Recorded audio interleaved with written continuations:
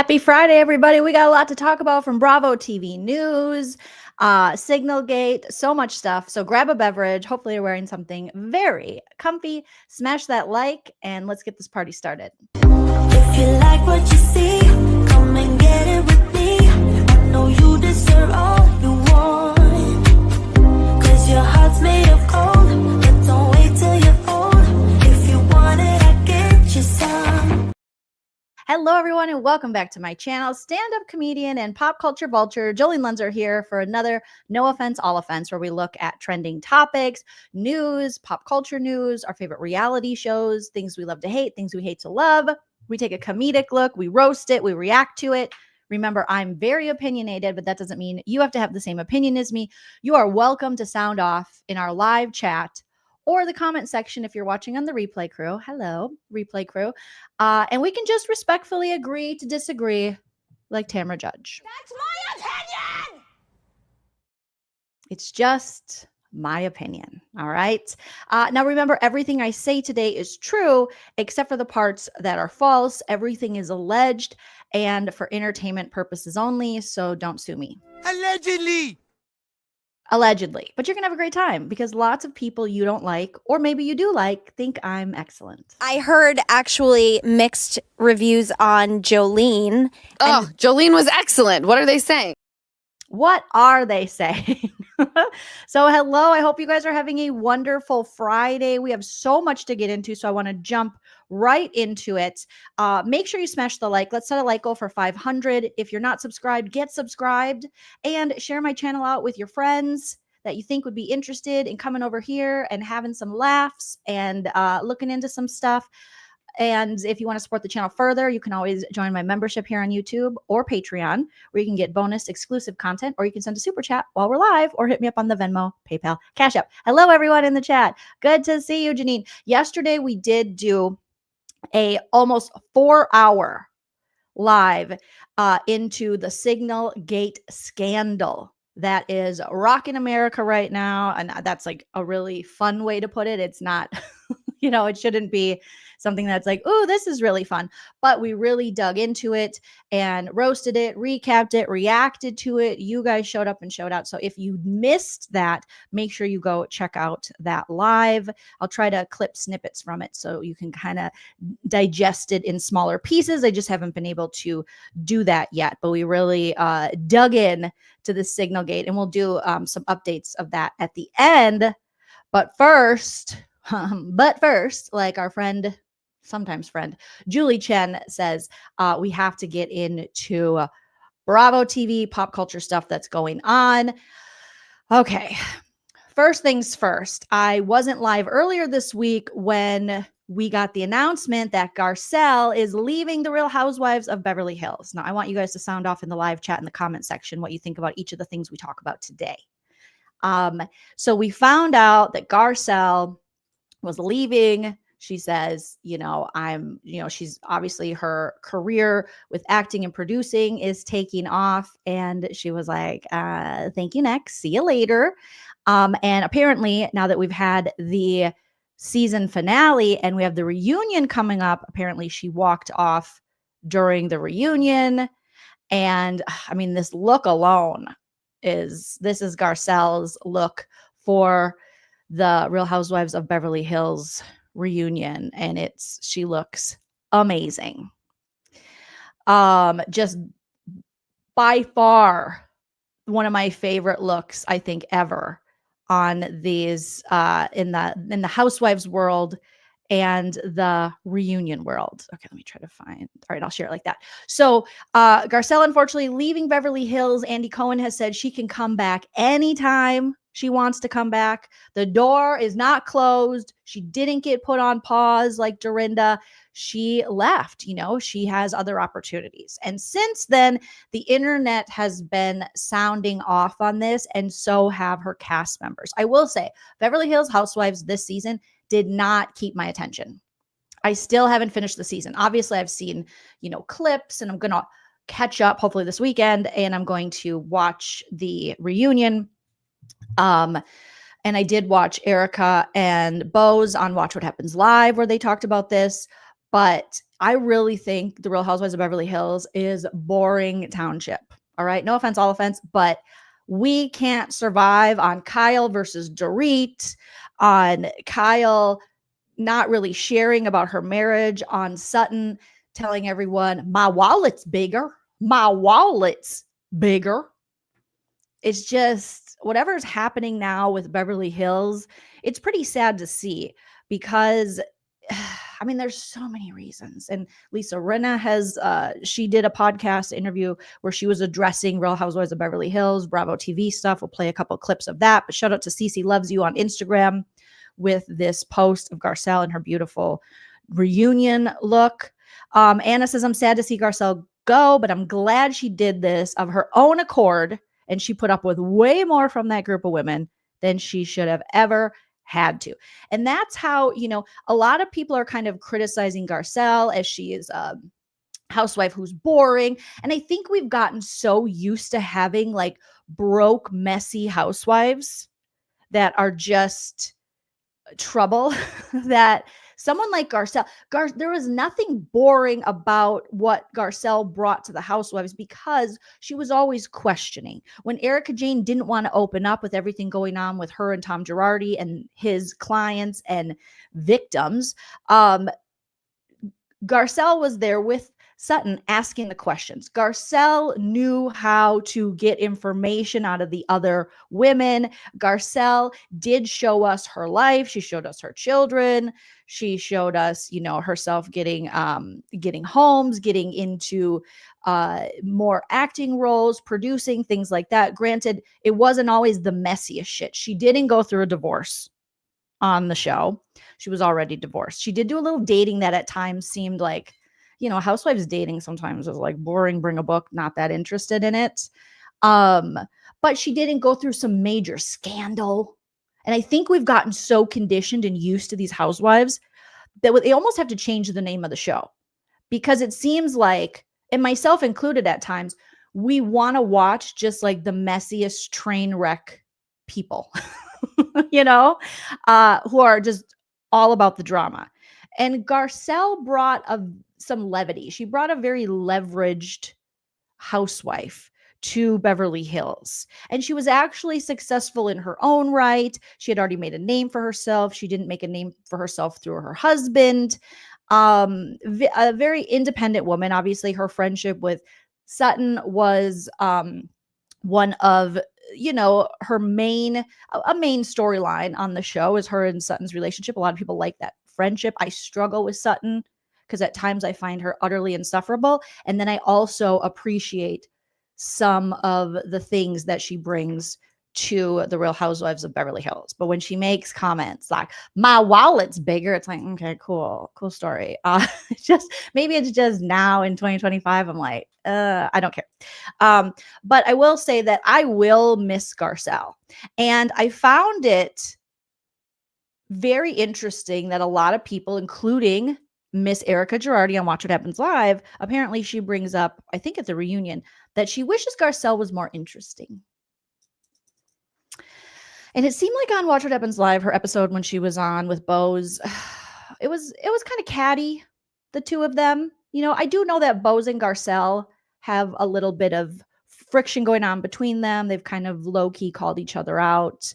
Obviously, Garcelle, friends with Sutton, Bose, friends with Dorit. They both kind of see a problem with each other's friendship. They almost see maybe one another as enabling in those friendships, for lack of a better word. Thank you, Muffy Styler, for the first super chat of the live, for the super sticker. I appreciate that.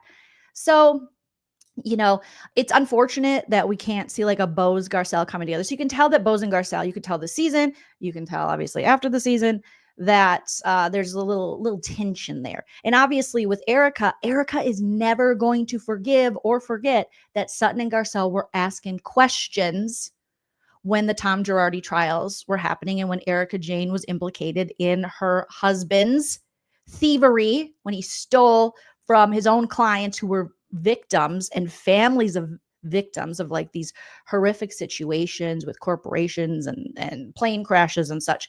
And Erika Jayne is still, or Erika Girardi, she is still dealing with that stuff. So it's not like it's in her past. I mean, she is literally, the Sun is reporting that she's headed to trial because she's accused now of spending $24 million in her ex Tom Girardi's fraudulent funds.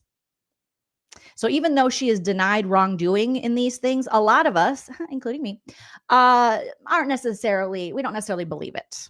I've watched enough of Erika Jayne, and then I've heard from enough victims. I've heard from enough former friends of hers. I've heard from dress designers and stylists and people that she hasn't paid. I've heard from stylists who she's allegedly stolen their designs only to then go have them remade, and then they look like the Temu version of what she didn't want to pay for.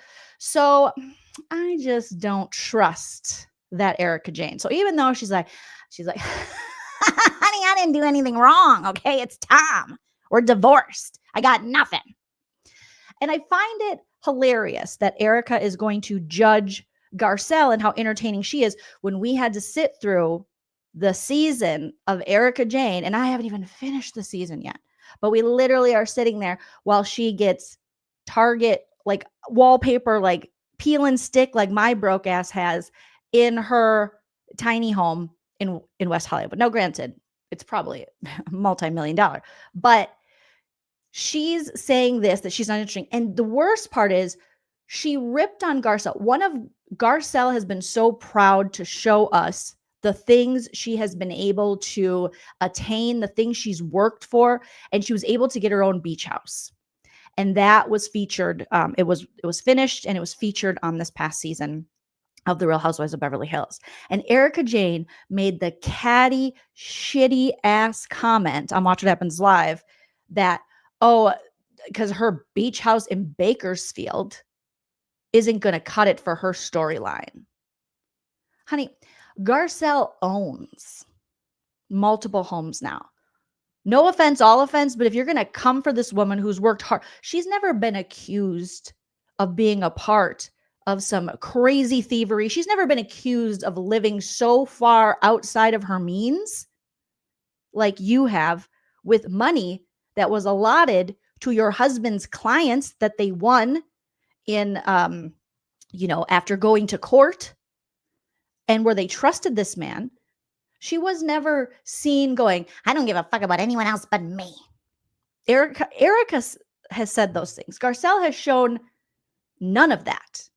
She has never shown. She was the housewife in Beverly Hills who was like, oh, I don't know, do I deserve a Birkin? And they're like, bitch, get a Birkin. Kyle's collecting them and then getting robbed, and then get these chicks. They're Dorit's putting them on credit or something, or maybe stolen. Who knows at this point? All right.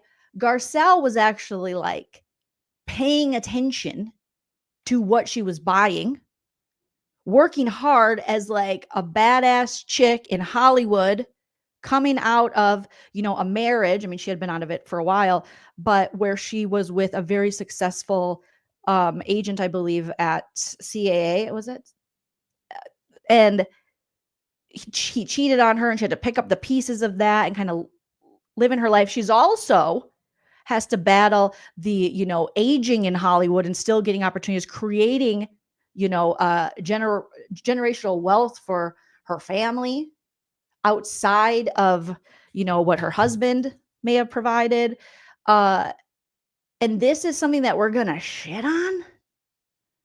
This is something that it's just like, this is, yes, April, that. This is literally Garcelle's second career. This is for funsies. This is why Erika and some of these housewives are like Lala, why they come off so desperate and unlikable, because they're literally, they need this. It's basically like a grift at this point almost, because they have to do and create anything in order to keep this money, because it's all they have.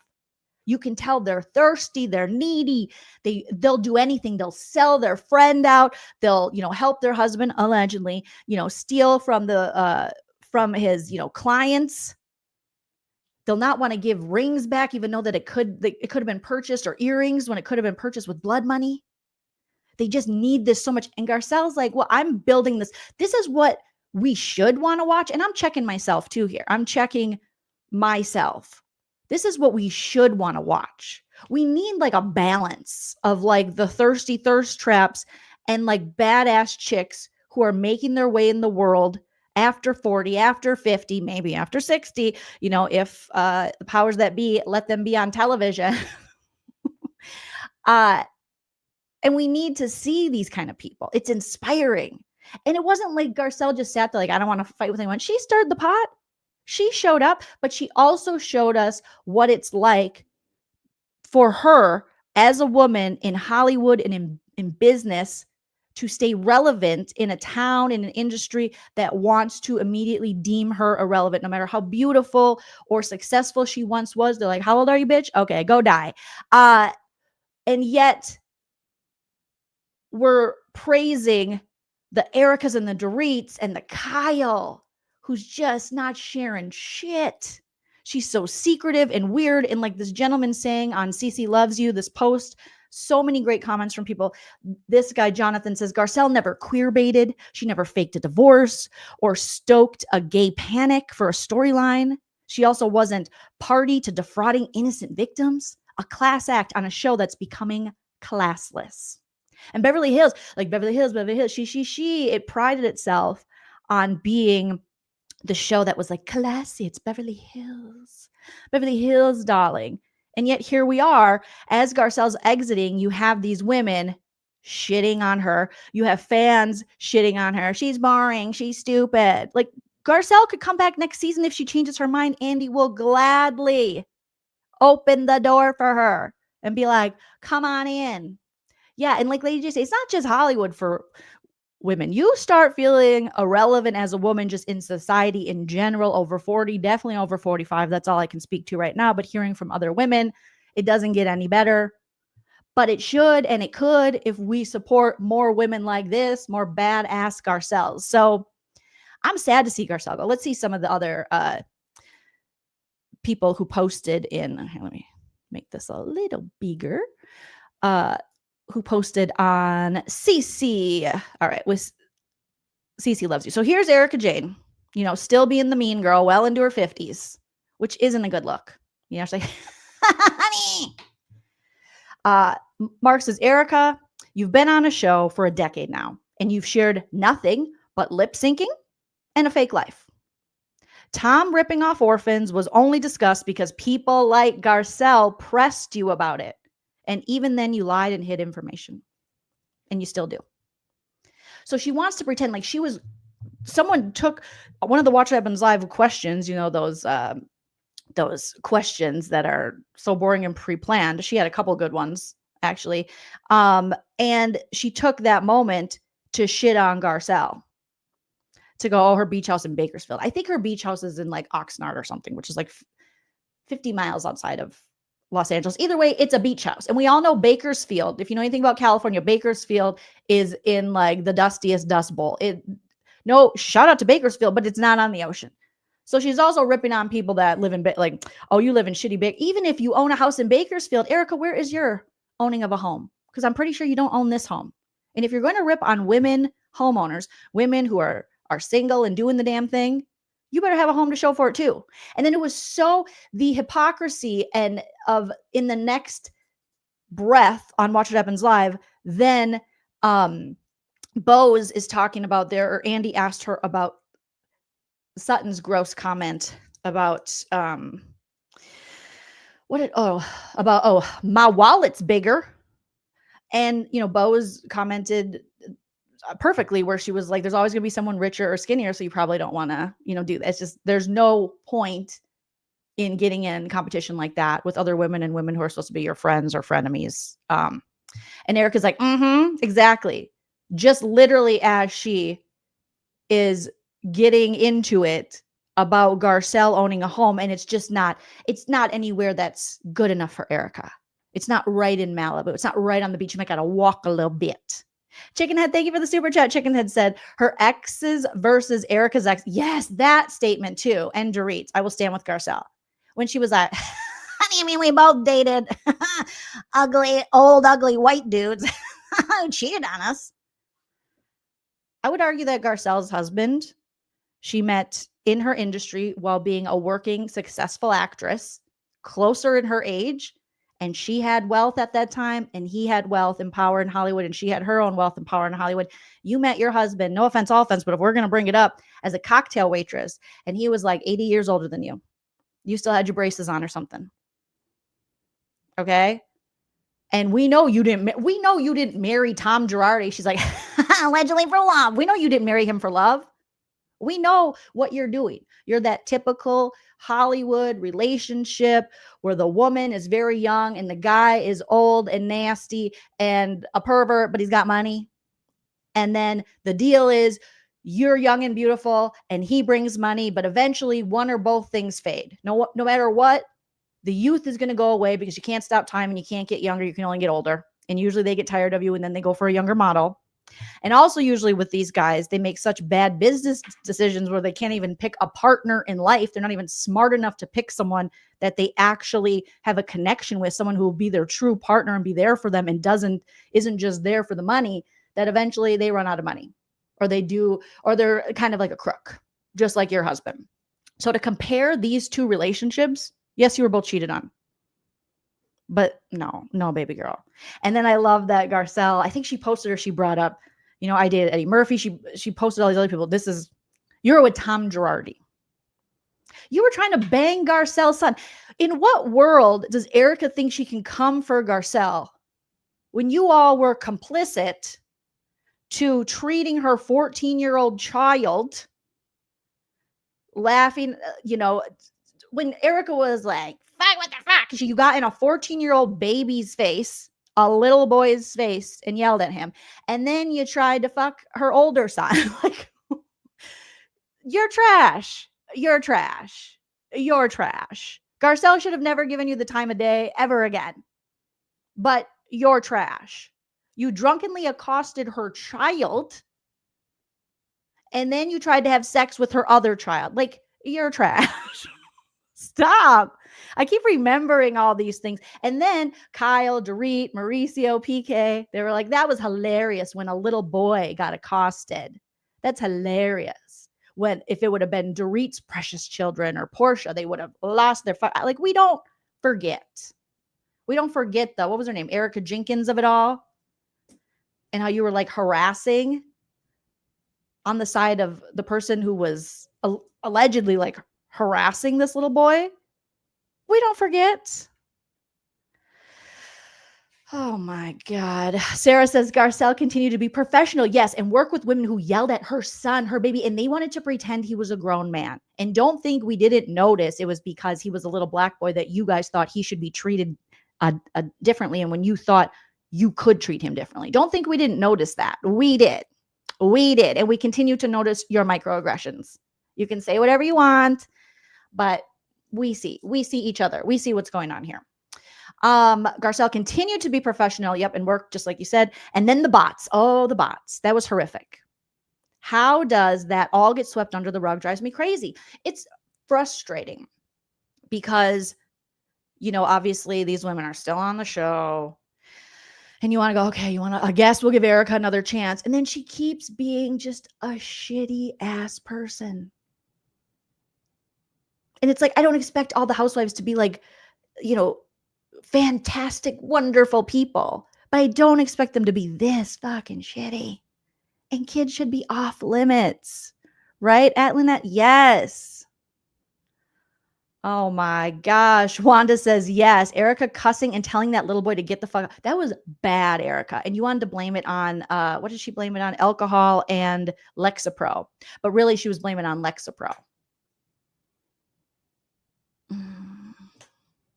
Okay, Erika.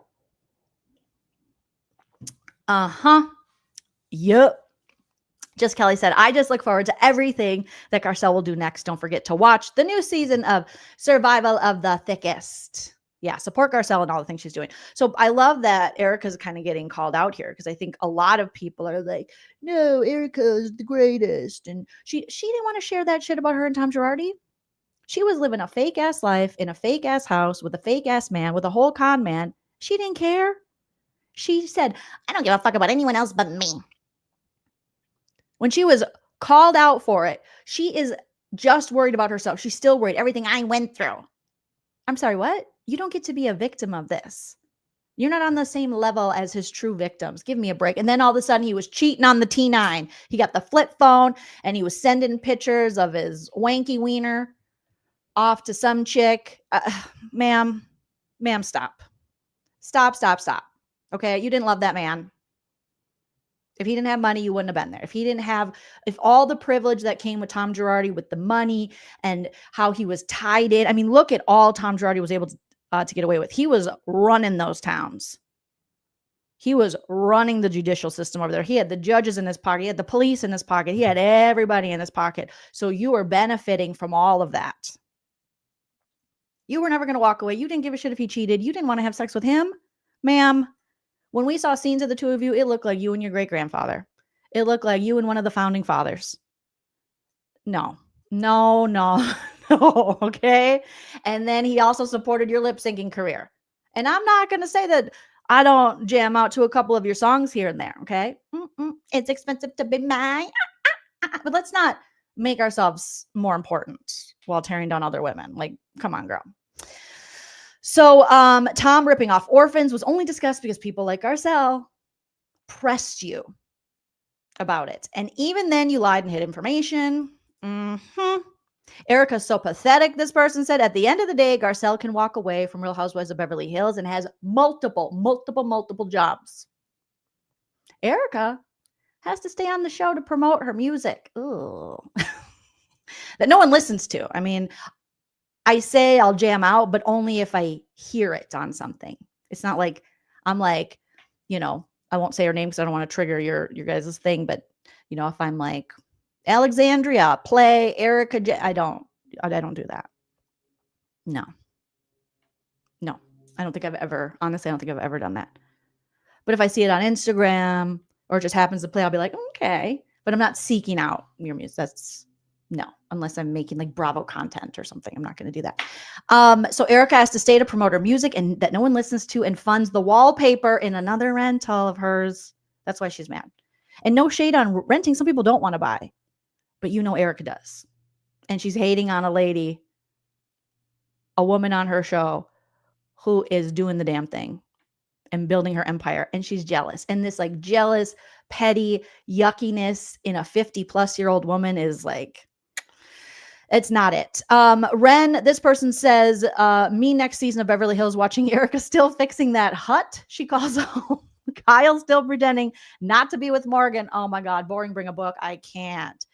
Lesbian, bisexual, whatever you are, you're going to have to come out wherever you are because you're literally on a television show about your life. And at this point, it does look like queer baiting. It does look very sus and it is super weird. And if you want to be all private about this shit, then don't be on a reality show about your life and your relationships. It's literally that easy. Dorit still not giving us nothing but the fake accent. And well, Sutton still up Kyle's ass for friendship. This person says, Kyle is like the girl who comes to your house to play secret Barbies, but then ignores you in the lunchroom on Monday. We've all remember that girl growing up. Yeah. Oh, hi, it's my friend. And she's like, I don't know her. That is like your neighbor or someone who's like, maybe your moms are friends and then she's forced to play with you. But when it comes to school, she's like, I don't know her. She's like Mariah Carey. I don't know her. I'm sorry. I don't know who that is. This person says, Bunny Sanders says, Crystal would have had Garcelle's back like a real sister. Well, Garcelle, maybe she'll do an interview on Crystal and Cynthia's podcast. I can't remember the name of it. Dorinda Deadly says, Bose with a message for Garcelle.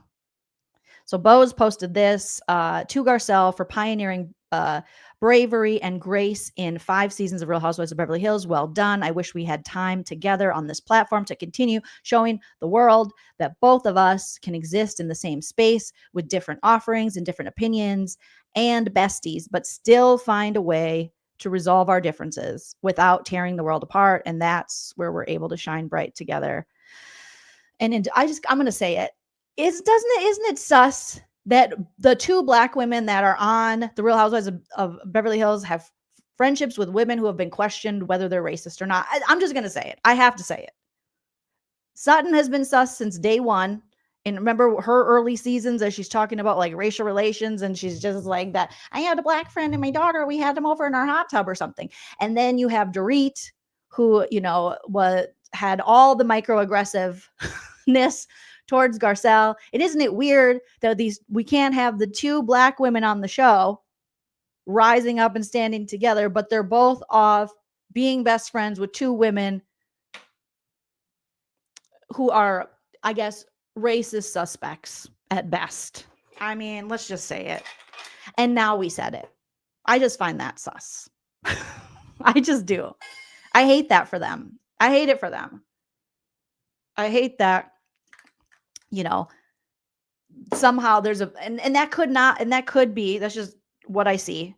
And that maybe couldn't be the full reason, but let us know in the chat. Let me know what you think. Because I'm like, why is there any issue between them? I don't know. Right? I wanted them to come together. There seems no reason, and they don't have to come together because they're the two black women on the show, but it just is very interesting to have them recognize one another. And Garcelle being the first black woman on the Real Housewives of Beverly Hills, and even, Bo's saying this, like, I wish we could both exist at the same time. And that's what it seems like. Badar says sometimes black women have to play along in life for survival. And I hate that for them. I hate that this is their reality on the Real Housewives of Beverly Hills. I hate that for them. That's all I can say about that. Candy said we've all side-eyed Dorit and Sutton. I mean, yeah. I'm a white lady and I was like, what the fuck is she talking about? What's she saying? What's she talking about? Both of them.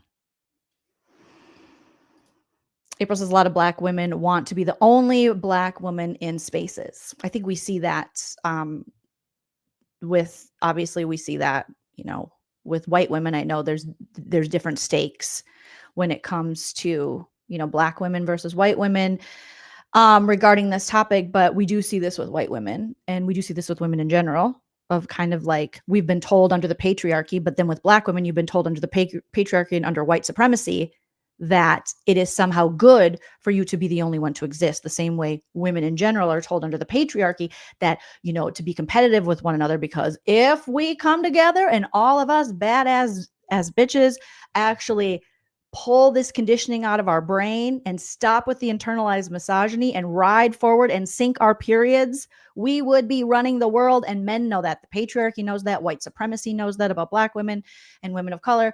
So it's really a system set up to divide them. And it fucking sucks. It sucks. April says they have a lot in common too. Witness says, I'll try to hang out here as long as I can. Thank you.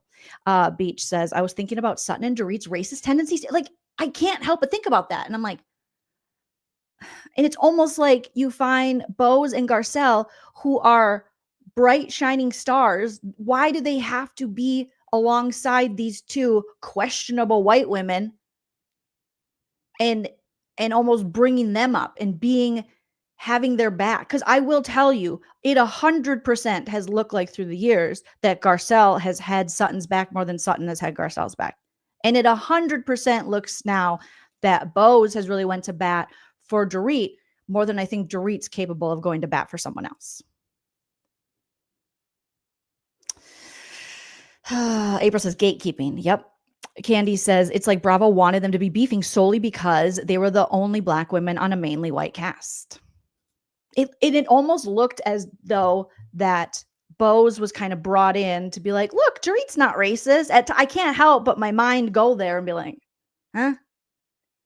After all of the many conversations that Garcelle had with Dorit about her microaggressions, finally, Dorit just figured it out. Another black woman joins the cast and she's like, hi, now I don't do that no more. Sarah says, yeah, it really was such a bummer. But if Bose was actually, I don't know, clearly chose who she wanted to befriend, and it was strategic. Badar said, there are tons of Black women who want other Black women to get ahead. Lots don't want to be the only Black women in spaces. Allies are great. Yeah. Dreadful says, I just actually like Garcelle and Bose. Me too. I like both of them. I enjoy some others as chaotic characters, but I don't actually like them much at all. Yeah, both Bose and Garcelle are not chaotic. And they're not doing these things, obviously, like Erika, Dorit, in these scandals. Yes, and it looks like now Garcelle hasn't allegedly talked to Sutton since I think maybe the reunion aired. And like Cammie's saying, I think she's realized that Sutton will never. I mean, once Garcelle talked to Sutton's mom, I would have been like, huh? Sutton's mom was such a racist piece of shit. The way that woman, the way she mothers, period, to Sutton is trash.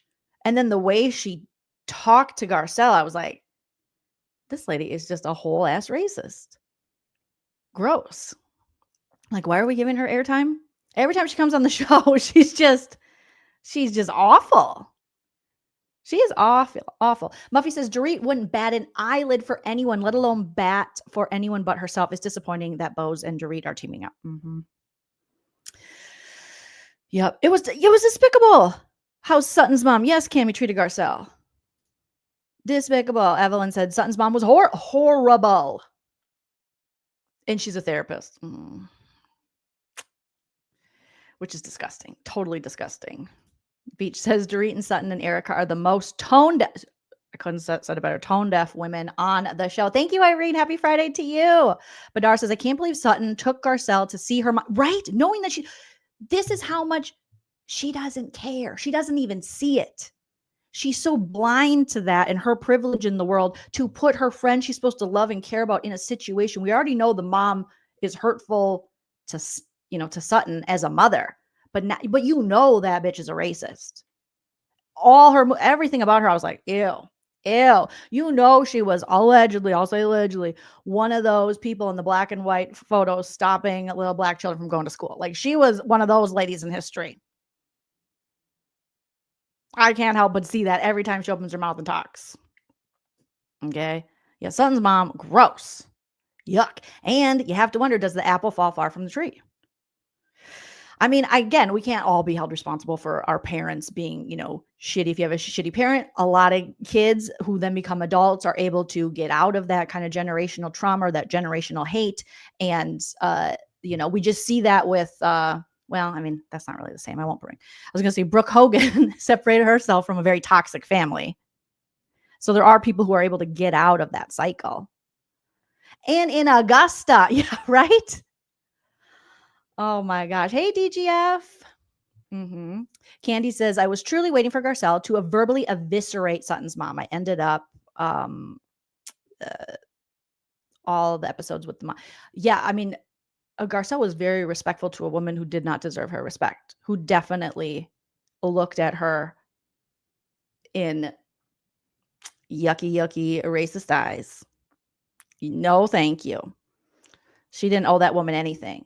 So it shows, like, I would never subject one of my friends to knowing that my family member is a racist and go, why don't you go over to my racist uncle's house? First of all, I wouldn't be hanging out over at my racist uncle's. And second of all, I definitely wouldn't invite any of my friends of color there to just be subjected to that shit. Like, that just shows that she don't care.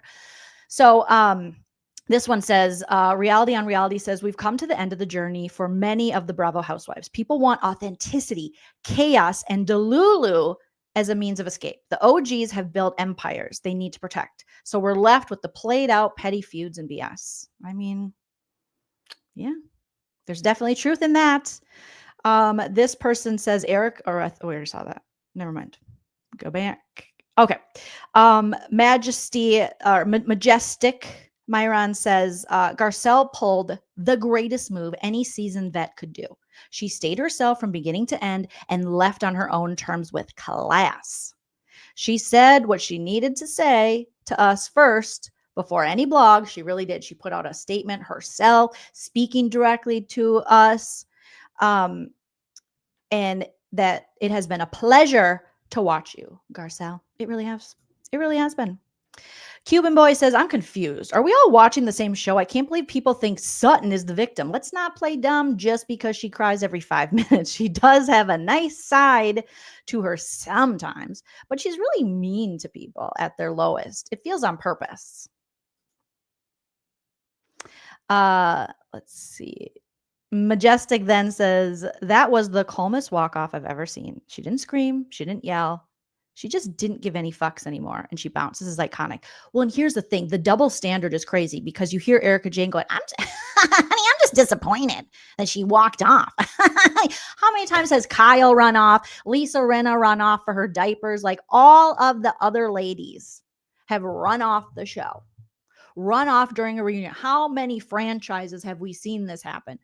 But it's different somehow when Garcelle does it. Even Andy says, well, Kyle did. And she's like, honey, you know Kyle will be back. Okay? You know that bitch ain't going nowhere. Oh. Okay, let's listen. Put a thumbs up. We're going to see her walking off. I'm really pissed right now. So I don't want to answer any more questions, honestly. Everybody can go themselves. I don't care. Yes, everybody can go fuck themselves. Two. And they're like, But Erika has a problem with Garcelle. It's almost as if Erika and these women never thought Garcelle should be there. Never, thought that it was just, I wonder where that comes from, you guys. Don't you wonder? That all these white ladies in the Fox Force 5, whatever it's called, how they always treated Garcelle like she didn't belong. And they would blame it on something she did, but yet the other women were doing similar, if not worse, things. But everything Garcelle did was picked apart. I don't know. Maybe had they educated themselves on microaggressions and their own microaggressions or their own view of the world, maybe this wouldn't have happened. I don't know. I'm just asking questions here. Yes, payback. That was a power move. The way they treated her son, that told her everything. Garcelle, she lives in America. This isn't her first rodeo with these white chicks. She knows what they're doing. She knows the power play. She knows they don't look at her son the same way they look at their little babies. She knows they look at their space and they look at her as an intruder, even though I would argue she belongs there more than any of them because she's actually someone who worked in the business and not through nepotism, but actually got there on her own and made herself successful. Oh my God. DGF says, to loosely quote Mariah, Garcelle didn't get off her chariot to throw tomatoes with the Fox Force 5 and their minion. No, she didn't. Oh, remember that, Candy? Oh my God. This show is they are just not fun women. Candy says, I'll always side-eye anyone that says, well, my family has people of color as staff. Remember when Dorit's like, oh no, we have so many people.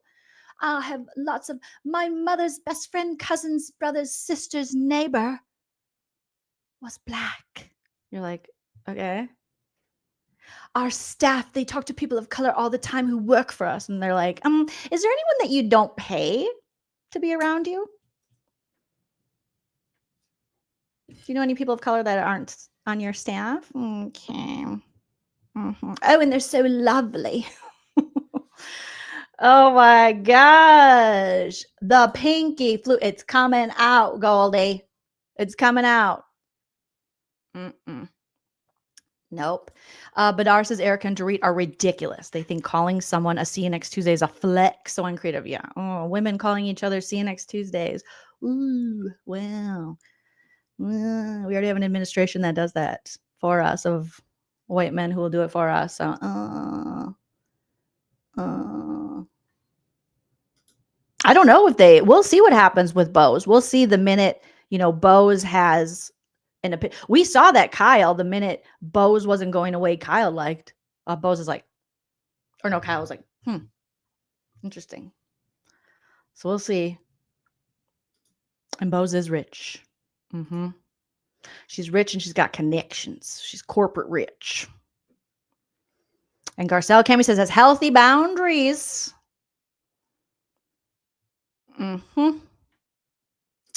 But says they're so jealous of Garcelle. Erika couldn't even get people to go to her show for $2 a ticket. Oh, that's what I want to show you. There was a woman, and it was posted on Reddit, and the way she broke down what's going on with the Real Housewives of Beverly Hills, I was like, this is perfection. So let me play it for you guys, and then we'll move on from this subject. But justice for Garcelle. Erika sucks, and that's it. Like, you are very close, obviously, to a scammer that scams and lies. Being Tom Girardi, you yourself have been accused. When you were accused and going through it, you made yourself the victim. You shit on the victims. And it's just like, girl, this is not fun. And now you're in your rental house ripping on people who own their homes, and talk about Garcelle's beach house is in Bakersfield. That's just not fun shade. That's just like really shitty. You're really ripping on her success. That just shows like that you're very, very jealous. Very weirdly jealous. Okay, let me see. Did this just pop up in shorts? Because I think it's longer than a short. Well, maybe not. Okay. Let me pull it up over here for you guys. Smash that like if you haven't already, please. Okay. So let me put that over here and share it with you, beautiful people. Okay. Hannah says, Watch It Happens Live has been awful. Oh my God. And then the Southern Charm dudes. Oh God, I can't. I'm going to throw up. Okay. So this woman posted this. It was shared on Reddit, but I think her TikTok is, I got to put these glasses on. That doesn't help because I'm nearsighted. Slaywa, Slaywa. Let me make it bigger, hopefully. Let me see here. This one? Nope. Okay. This one. That's a little bit. That's a little bit bigger. Okay. So let's listen to. Give me a thumbs up in the chat as soon as you guys hear the audio for this. And let me know what you think of. I think I've witnessed a more disingenuous Real Housewives fan base than the Real Housewives of Beverly Hills. Only on the Real Housewives of Beverly Hills can you be hated for asking questions. Only on the Real Housewives of Beverly Hills can you be demonized for not playing nice and not playing the game after grown-ass women, your castmates, cussed out your 14-year-old son and laughed about it in a circle and then got him cyberbullied as a result. Only in Beverly Hills can you be considered a boring housewife despite showing your career, showing you building a home from the ground up. Not only did she not show her career, they also shat on her career. They said they threw her book in the trash and then laughed about it in a circle. And she is now demonized for not showing any part of her life. Mind you, she's still doing that. She was opening up about her sons and, their relationship with her dynamic with her oldest son and how he dealt with addiction. The only reason she stopped showing her life is because you all shat on her life. Why would she feel comfortable sharing her life and what she has going on when you all don't even respect what she has going on? The housewives you all find interesting are the ones that had fake careers that were funded by their old, wealthy, fraudulent husband. The ones where she's selling tickets to whatever residency or show she has going on for $7 on Eventbrite. Oh, and how could we forget? Spending millions of dollars of money that was meant for families that were victims of an air crash unknowingly. You didn't know what your husband was doing. Sure, Jan. The housewives you all find interesting are broke and have a home in foreclosure, but still are dripped down in designer, going through some sort of divorce. The ones whose husbands faked a robbery because they're broke and they needed the insurance money, because it's not just 4 people that believe that it's fake. A lot of people believe that it's fake because it is. You all's base level and bar of iconic and what makes somebody a moment is smoking a cigarette, speeding down the 101 and yelling into their phone. Like, that's what you think is cool. You all stand a woman going through a midlife crisis, queer baiting, doing whatever the hell it is that she's doing. And we're all confused. And you're mad that somebody's asking questions because we're all confused. And you can say, oh, it's not our place because, coming out is a big deal. I would care if it wasn't Kyle Richards. After what Kyle Richards did to Denise regarding her sexuality, I don't care what happens to Kyle Richards. And that's the part that you all miss. You all a season happens and then you forget everything once the new season is going on. Kyle, open and honest Richards can get all of the smoke. Because what has her storyline been if not just dodging rumors and dodging accountability and dodging answers? But she can stay, but good riddance to Garcelle. I'm usually never a part of the, oh, I'm done watching this franchise brigade, but like I genuinely don't see the ROI of me sitting through an episode of The Real Housewives of Beverly Hills. There's like, for what? To watch Kyle, Erika, Dorit, Kathy Hilton, Sutton, Bose. I don't think I've witnessed a more disingenuous Real Housewives fan. Like I said, I mean, she ate that up. Like the kids say, she left no crumbs. She ate that up. She clocked it. She did it all. She did everything. Shout out to Slay WA on TikTok. Go show her all the love for her post that was shared on Reddit. I forgot. I was like, oh yeah, Kyle, they did come for Denise and what she was maybe possibly doing with, we're all supposed to be so respectful to Kyle and don't out her, even though she's putting this shit on television. But with Denise and Brandy, she was behind, outing that. Oh, so many things that you forget about, but you're like, this, it's just, and this explains, all season. I'm like, what is it? Is it just the current state of the world that I'm like, these ladies are boring city township? But I think it's so much more than that. I think it literally, Beverly Hills has become a housewives franchise in which the other housewives, the Fox Force 5 or whatever's left of them, they team up to go after anyone that doesn't agree with them, isn't simping for them, and they literally get them to quit the show. It just is coming off. Ugh. Emily says, Kyle is so fake and boring. It should have been all new women coming in with bows. Yeah. I mean, yeah, just like Matt. Yeah, let's not forget. I forgot about Denise. Kyle set her up. Oh my gosh. And who had her back? Garcelle. Lisa Rinna threw out all of her friendships, for her housewives storylines, her friendships with Garcelle and Denise, to like stab them in the back. And you're like, for what? For what, lady? April says it's clickbaity Bad Girls Club. Yes, DJF says Kyle raged at the women and cleaners. Oh my gosh. Kyle looks like she's then she's been working out too. Like she's gonna lift up the house and throw it on them. Like I worry about people. Now, getting back to, Erika Jayne and all this. So there was a look this season of Erika Jayne's that is sus. Okay. So there was a woman who came forward, and Malik Street said, posted a little funny story. In July 2022, we were contacted by a stylist for a custom look for Erika Jayne to participate in the Real Housewives of Beverly Hills. We discussed the look for a bit and did a few sketches, but as the deadline was too close, the project didn't go any further. So let me show you a picture of this.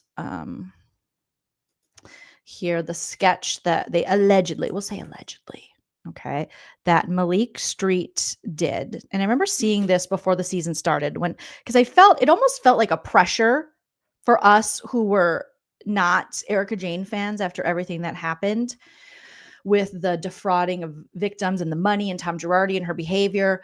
It almost, felt like there's all these redemption tours going on for Erika, and people were just like, get over it. Erika, she's almost like us, not as hard as a Sandoval redemption tour, but we couldn't be like, because I argued that I don't think Erika should be on the show anymore. There was something so still gross about the way she behaved regarding the victims of Tom Girardi's crimes and thievery, and how she tried to set herself up as a victim while still like talking to Tom, but then saying she wasn't talking to Tom. And it was a mess. Oh, can't I get this off of here? So I just wasn't at all feeling excited for Erika to be on this season, but people, everyone's like, come on, she's cool. And everyone, I mean, like, not everybody, obviously not a lot of you guys, but it just felt, I don't know if you guys felt that way, but it seemed like any criticism of Erika was not welcome. And it became more of our problem that we didn't really enjoy her or necessarily want her around after seeing her true colors come shining through.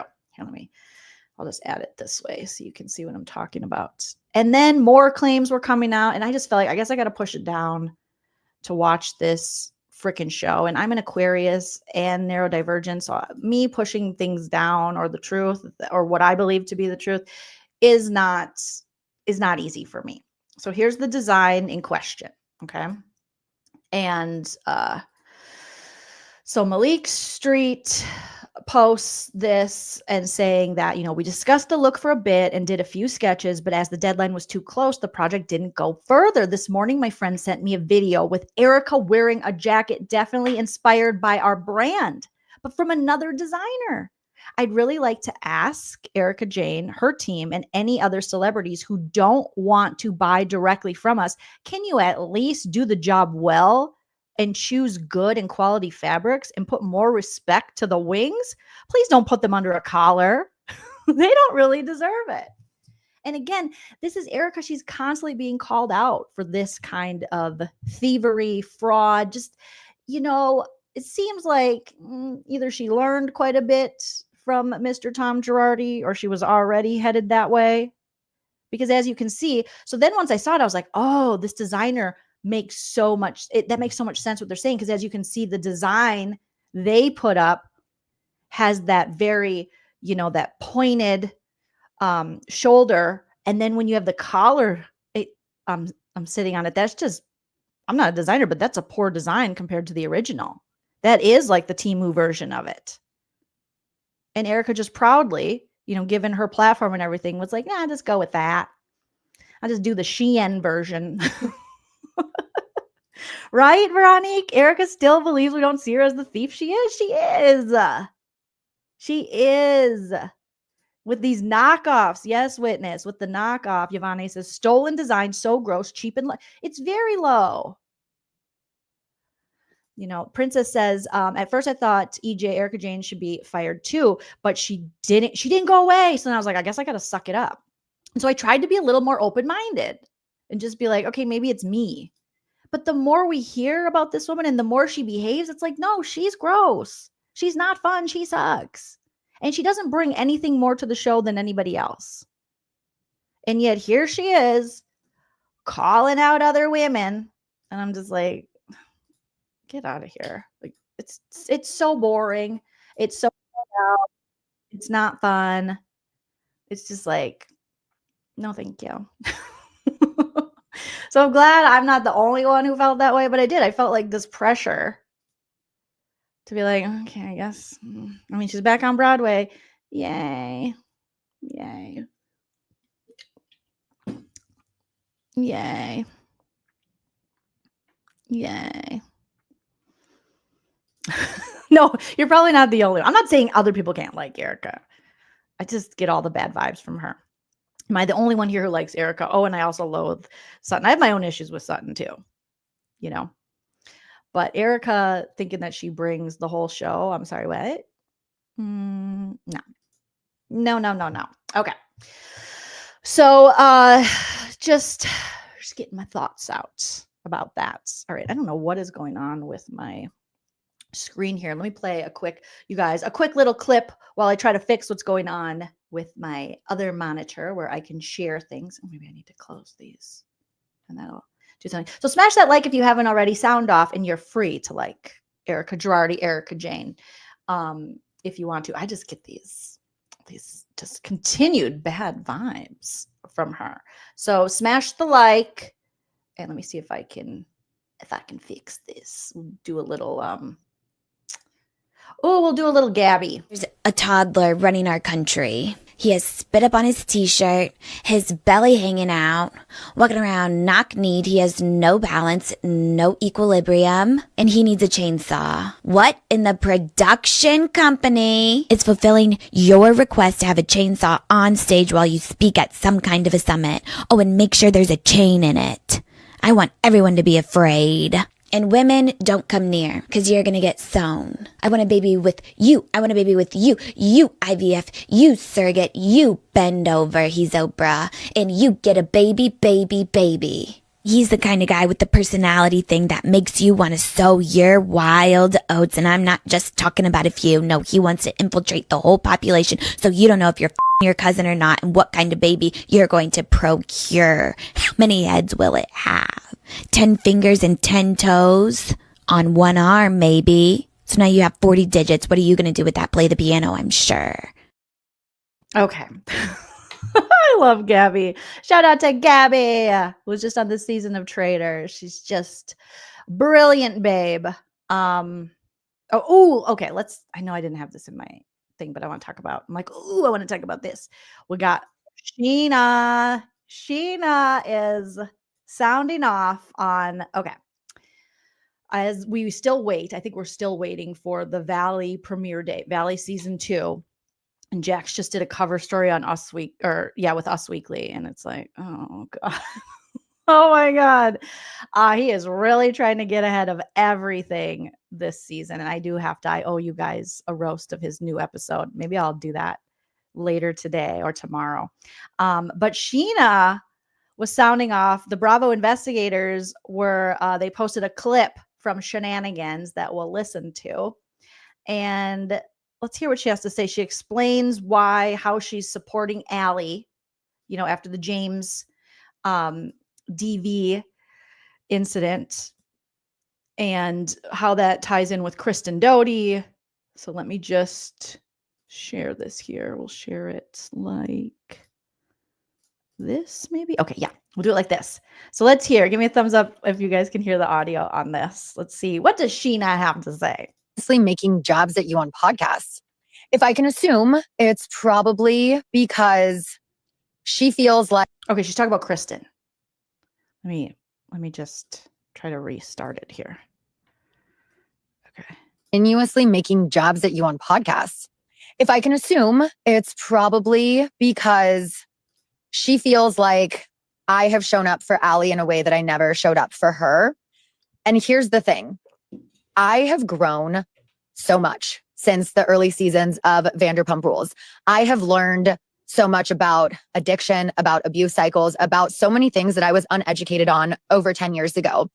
I have shown up for Allie because I now know and understand so much more the ins and outs of her relationship. And I feel like for Kristen, it hurts that she sees me showing up for Allie in a way I didn't show up for her. But the way I see it is, aren't you proud of me for growing, for learning from my mistakes, for understanding how to be a better girlfriend, a better girl's girl? I mean, there's a reason Allie put me in her music video, Girl's Girl, because I am that. And with Kristen, that relationship, most of her relationships, all of them before Luke, were very toxic. And we're friends with both parties and we're getting both sides of the fights and every aspect of it. So it's hard when I'm hearing this from her, I'm hearing this from him. And eventually, it was just like, I don't want to be a part of this because it was very toxic. But now, James moved on with Raquel, he moved on with Allie. And these are two women who I felt very protective over. I felt like I needed to show up for them, maybe in ways that I didn't show up for Kristen. But the thing is, I've learned from my mistakes. I've grown and I'm trying to be the best version of myself and the best friend to my friends. So I would hope instead of making jabs at me on podcasts because I didn't show up 10 years ago, that you would instead just be proud of me for growing and showing up now.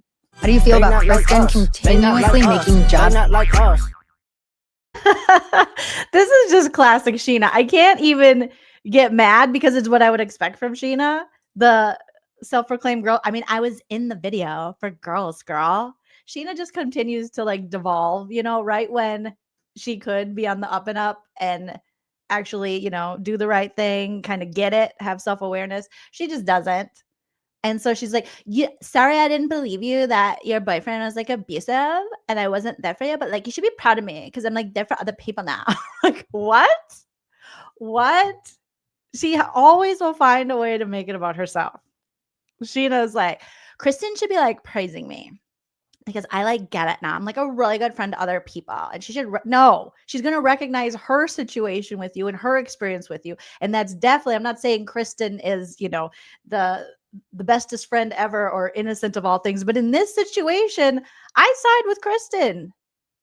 It's probably very hurtful to see you be such a good friend, as you say, or to treat these other women so differently. And then when Kristen was going through this, you were like team boy, team abusive guy.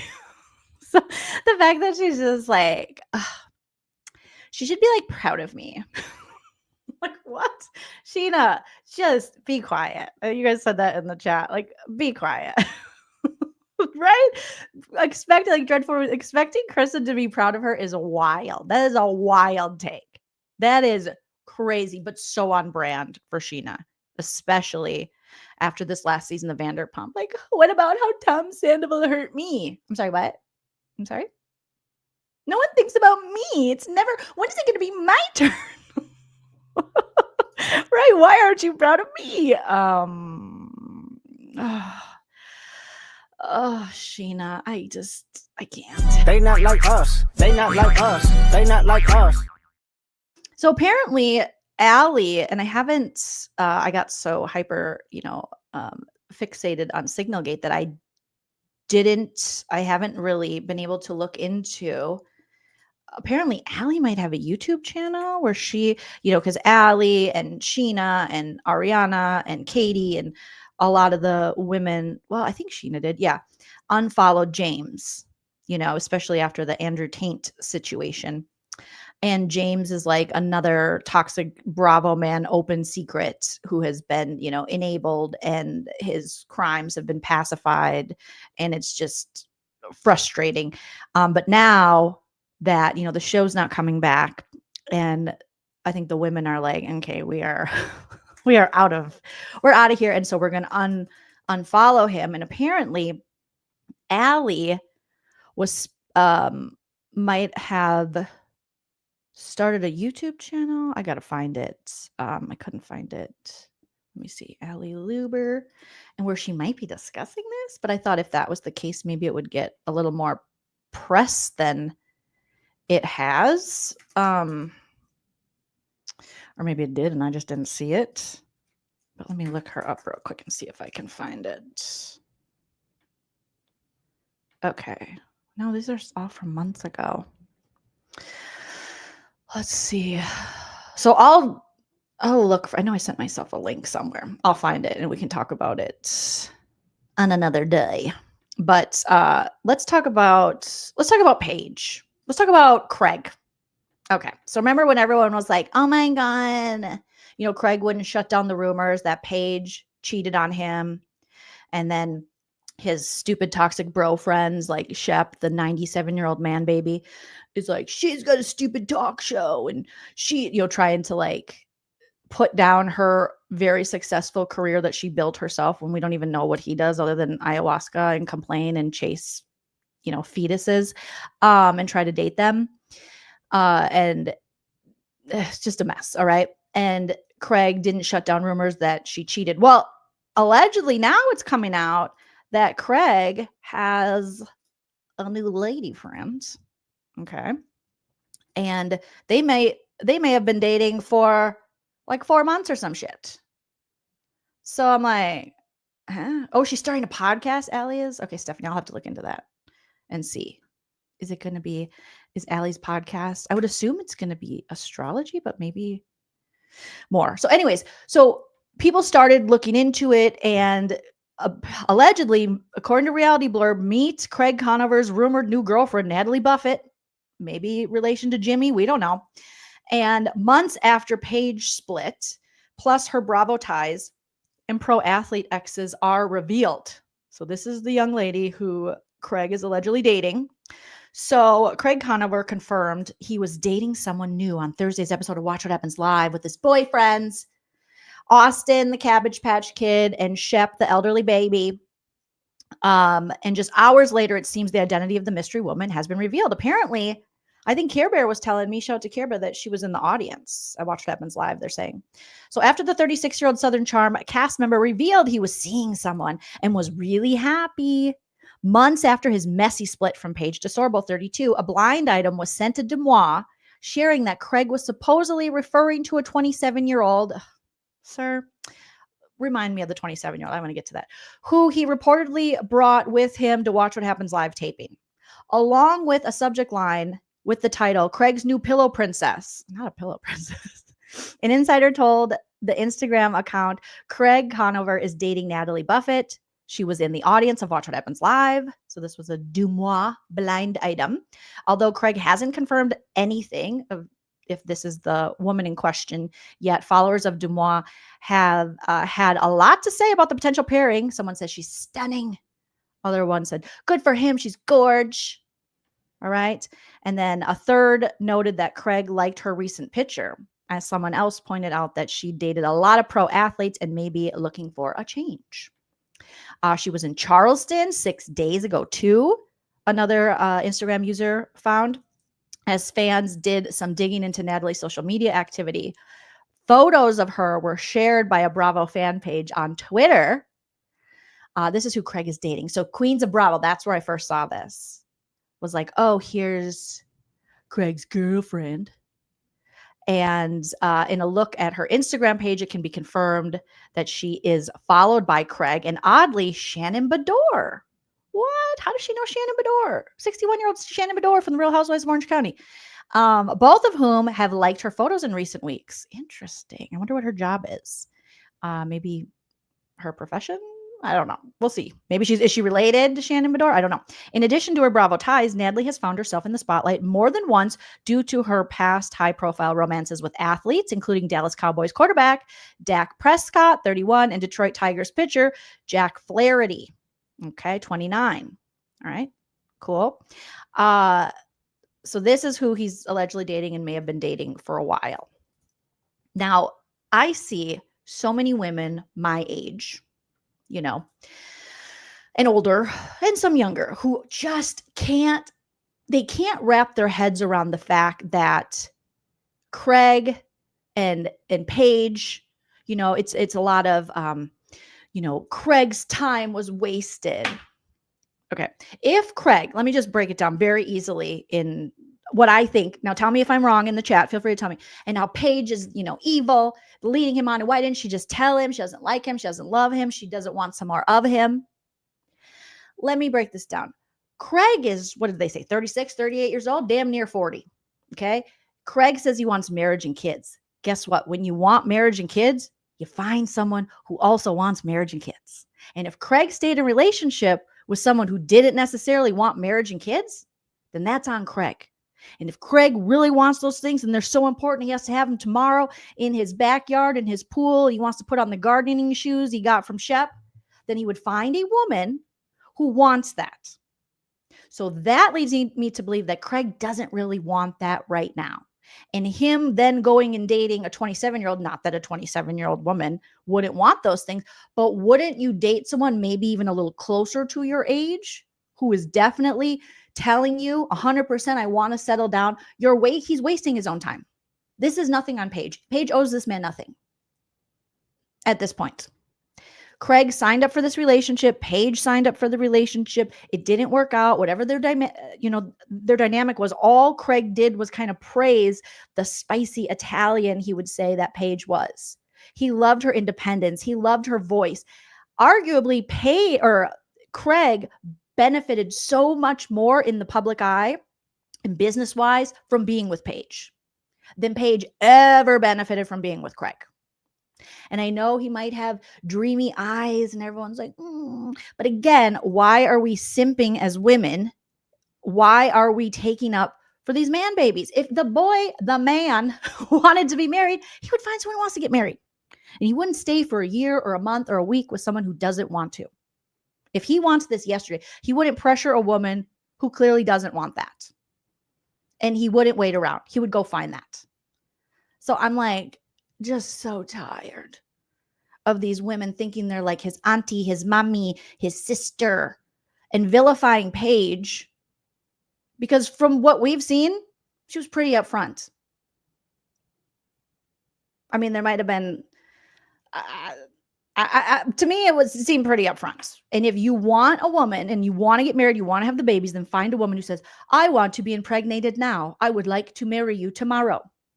Paige, when he wanted to, like, the first he should have known the first time he told Paige, like, I think, I want to marry you and move. She's like, I don't want to be away from my mom. She started crying, bro. I do not feel bad for this man. And then he's going to allow these baby men, these friends who aren't even really his friends, who didn't support his sobriety and were jealous of his success when he was with Paige, and all he wanted to do was work and build a backyard. And they were like, you should go to the bar with us more. He's going to let them disrespect her and her business and her brand. And he's going to be out here saying she's changed. Bitch, you've changed. I am I don't care. The Globe. I remember Craig. I remember he's a liar. He's still lying. So we're going to believe the liar because he's got, I don't even know what color his eyes are. Are they brown? And we're going to vilify Paige for what? For what? I just don't want to do it. And I hate to see other women do it. You can still like Craig, but still hold him accountable to be like, Craig, if you want to get married and you want to have a baby, then you find a woman who wants that. Okay? But it seems like you want to party and hang out and make out with, Kristen from Laguna Beach. He stayed with Paige. He's a grown man. He made that decision. We don't have to save him from himself. It's just like one of those things where I'm like, if this dude wanted that, he would get that. And he would look for that. And he would seek that out. He's not a victim of his own relationships. Let me jump in the chat and see what you guys are saying. Brian says, Craig is only 39 or 40. That man behaves like he's Tom Hardy. He loves his backyard. Craig has anger issues. A liar with anger issues. I don't know. I would find a huge pause to me. I like that Paige is just like, no. And she didn't let him bully her into marriage and kids and moving. Not Pay Better says she did a benefit from being with him as well. I mean, I guess I could be a little blind. How?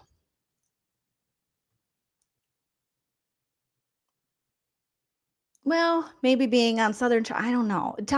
Give me an example, because I can't think of a way she benefited. If anything, he had he was seen as like a liar, drunk, philanderer on Southern Charm. And I don't remember any of those Paige having like an image issue. It was kind of always like either you like Paige or you don't like Paige. Some people, I guess, were, the Kyles of the giggly squad. But the fact that they want to like paint Paige as a mean girl because she just doesn't want what her boyfriend at the time wanted, and he seemed okay with sticking around knowing she might never want that. I don't know. Janine says, Craig reminds me of Tom Sandy. Oh, not Tom Sandy. Anna says, Tom gives me the ick. Sandy says, I mean, most women, I think we see what's really going on with Craig, right? Craig wants control. Kara says, I don't think this was a man-woman thing. They were they're on two different pages. So the fact that he's coming off like, oh, that poor guy, I hope he gets a gal. I hope he's able to find someone. While they're like, oh, that evil Paige withholding her womb from him and her Marion finger, not going to change her last name. It just seems very archaic. It seems very misogynistic. It just seems like gross. Goldie says he has a money chip on his shoulder. He will never be content or satisfied. Ooh, you sound like Alison Dubois. He will never emotionally fulfill you. Ever. Know that. April said she spelled it out for him. Lady J says maybe she thought she wanted those things and changed her mind, or decided she did not want them. And she can change her mind in that situation. And he can change his mind and say, okay, that's a deal breaker for me, and break up with her. At any point, he could have done that. He wasn't a hostage in that relationship. It's not like we ever heard her go, yes, give me 1 year and I'll do it. It was kind of like, maybe in the future. And he stuck around for that. Silly Goose says their conversation definitely showed me he was not going to be happy as her career peaks. And she noticed that, and she expressed that to her friends, and she's expressed it on her show. When he said she could leave because she had her own money, I felt sick. Yeah, when she was sitting in his kitchen and he was like, yeah, you can leave because you would have your own money. And so many women throughout history and time and still feel beholden to the men in their lives, because it took forever for us to, be able to get our own credit cards, be able to take out loans, to be seen as like people who are, or who could even try to be financially secure outside of a relationship with a man. So it's crazy to me that, those kind of things, those kind of standards that were set by the patriarchy, that, that he still subconsciously is saying that sort of stuff to her, like, oh yeah, you could leave because you have your own money. I mean, that really is the freedom for a lot of women, is having your own money. We see this with housewives time and time again. They don't have their own money. They don't know where the money's going. The man is in control of everything. And then they're sitting there and they're just going to get screwed in the end, or they can't leave a relationship. We even saw it with Kyle. She has no idea what's going on with Mauricio in the finances. I mean, so many women, we've watched this happen. Look at Teresa right now. She's going to be in another tax situation because Lobster Louie over there, old red-faced Louie, has got her in. It's imprisonment for women in a lot of ways. Francis Craig Conover is the what? Bloatus. Dreadful says, when Paige said this week, am I dating a secret hater? She nailed it, sadly. And I think, unfortunately, as women, I can relate to that. I can relate to men saying and claiming they love you. And it's almost like they don't realize that the system has been set up for them to not really cheer for me or want my complete autonomy or want me to, be the more successful, because there still are those patriarchal standards that men, whether they're like, no, I'm evolved, I'm a feminist, they'll still feel a little bit less than. And still, we still have the head of the household, the man of the family, who wears the pants in the family. It's like both of us, bitch. Anna says he loved the attention of being the bravotv it couple, for sure. For sure. Kara says, I would date Christopher Lagoon. Who wouldn't? Why not? Why not? But it's like, she doesn't want to settle down and have kids with him. She's been there, done that. I'm sure maybe down the road she might want to, be in another marriage. But yeah, not paid by anyone says, my love or applies for Paige. She's a proven liar by saying she was the best boy, or by saying he was the best boyfriend she ever had. Also, the way she chastised Lindsay about the wedding and that was definitely a lie. That's a good point, not paid by anyone. They were caught in a lie, blaming Lindsay for that information leaking about Craig getting kicked out of Kyle's wedding. And then we knew Danielle was the one who sent it to the blog or whatever, if I remember that correctly, from the summerhouse reunion. Yeah, that's also a good argument to make. They both got more exposure from being together. So yeah, so maybe in the long run, it was just more. I still think Craig benefited more because it rehabbed his image and it made him, not only was he like an attractive guy, but being with Paige made it seem like, oh, he's like a cool guy. He's like a guy that wants to be with like a chick with an opinion, like a badass, but he just doesn't. He's not. It made him seem different from Austin and Craig and their very archaic view of the women they're with, and of just seeing women as like people they hook up with, as just their partners. But he wanted to be with like a boss babe. So yep, she owes him nothing and neither does he. I mean, but my argument is he can't be complaining like she's changed so much when he's not doing anything to help her. So she's not doing anything. So you can't be the victim of this situation. Because right when this happened, I was like, yeah, if, he was dumped, then yeah, he doesn't, necessarily owe her anything. But the more he tries to play into this, like, I was a victim of mean old Paige who wouldn't marry me and give me babies. I'm like, what? It didn't work out, bro. And you're old enough to know that you were on different pages and you didn't have to let it get messy. You could have been the more mature one in the situation, but you weren't. Right? Husky Mount, financial freedom is so important for women. I mean, we are not that long ago did our grandmothers, were not able to take out credit cards in their names, home loans. I mean, we are very recently And we're still, I mean, look at the little bit of progress women have made. We now have an entire administration of all crazy misogynistic men who are holding women's health conferences with no women there, who are making decisions, trying to control our body, our minds, everything, trying to control our voting, things that it's crazy when you think of it. That now if you've changed your name through marriage, people are standing up at these town halls with their legislators saying, wait a minute, are you trying to control and make it harder for women to vote? Because you're saying if you're coming to the table with your married last name, they might not recognize that. And you might not be able to, that's insane. And it's only under the patriarchy that we even have to do that they decided that women have to take a man's last name. I mean, you don't have to. I mean, you do have a choice, but if you don't, you're still going to get questions about it. Oh, why didn't you take his last name? And then if you think about it, it's not really even your last name anyways, because it's probably your dad's last name, unless you got your mom's last name, which is then her dad's last name. So it all coming together. It's crazy. Oh, yeah. It was just that seeing him on Watch What Happens Live and seeing, Shep be questioned about his comment, how Paige should have came on our trips. She should have been there for the cast trip. It's like she's not a cast member there. And she filmed quite a bit. But why would she want to travel with you guys? Not her silly little stupid talk show and talking down about her business when Shep, I don't know what you do other than go to your parents' cabin, bring people up there, do ayahuasca, get drunk. I mean, Shep can't be talking shit on Paige and how she treated Craig when he treated Craig horribly. He tried to get Craig kicked out of BravoCon, remember? And accuse him of being drunk and accuse him of all these things. I mean, there was a reason that Craig put distance between him and Shep and him and Austin at times.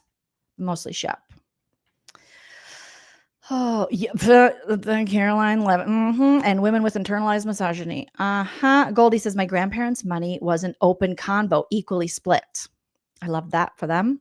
Sarah says, Shep, Craig, and Austin would be happy to be in those meetings too, Jolene, right? They would love to be able to make decisions on a woman's body and what they can do with it. And how, like the women's health care, and you don't have one woman there. That's scary. Candy says, I knew the first time Paige cried about the possibility of moving to Charleston that the relationship wasn't going to go to distance. Not blaming just her. Craig also bears the same. Yeah. If I want someone who wants to be married and wants kids, I will find that person. And if you're that serious about it and you've made it to almost 40 years old, you're going to find that person. So if Craig really wants that, then surely this next person will be a woman. He will find out sooner than later, sooner than years into the relationship, whether she wants that or not. And he can't play the victim because, like you all are saying, he benefited from that relationship and them being like the Bravo it couple. And now he wants to play the victim. Bonnie says, Craig's a pathological liar. End of story. What else does Paige need to wait for? Yeah. But I've seen so many people trying to paint, and on social media, trying to paint Paige as like this evil woman. She's so mean to him. She like bullied him. I'm sorry, what? Craig seemed pretty happy. So I don't know what to tell you. Oh, say it louder, Bonnie, for the people in the back. A man who hates your shine actually hates you. Tequila Girl 13 says, if they keep the same people on Beverly Hills, it will be the Titanic. Who wants to see a gang up? It's going to be. Sutton has nobody now that Garcelle has left. Nobody. Erika is just, she wants Sutton. I bet you they'll push Sutton to probably leave the show as well. Well, she has Jennifer Tilly. But Jennifer Tilly, she's hilarious and wonderful and all the good stuff, but she's not getting in the mud like that. I don't even honestly know what Jennifer Tilly sees in Sutton, but Right? Beach says Paige seems pretty unfiltered and straightforward to me. She rides or dies for her loves and friends until they cross the line. So getting back to that, I feel like when it's so weird that they're still covering for Craig and why he got kicked out of Amanda and Kyle's wedding. I'm assuming it's because of the Coca-Cola Classic and he was pulling the Jax Taylor back there and just ripping rails or something. I don't know what he did. But can you just tell us? It's weird now. So I get if you're in this relationship and you feel like, I guess, this need to protect him. And I think,